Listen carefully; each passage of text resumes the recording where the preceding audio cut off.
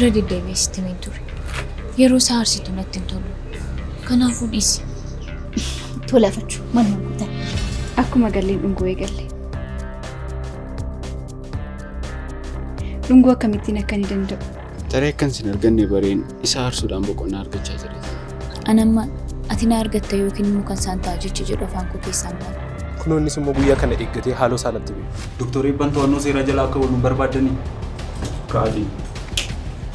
Qorra waan ta'eef yeroo gabaabaa keessatti na dhiisa. Waan waa fudhachaa jira. Silas tamboon waan waa dhamti. Tamboo arsuun dhiifee moo? Humni dabalataa waan na barbaachisu hatattamaan lookishinii nama siif erguurratti akkan fangoodha. Eenyuyyuu otoo hin beeksisa. Maal gootee haaloo baate?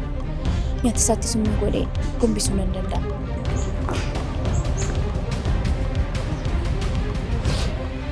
Na jajjabeessuuf ittiin taane kanatti dhufte sababa injifannoo keef of tuulummaa keef akka dhufte ana mitiitii seexaniyyuu beeka.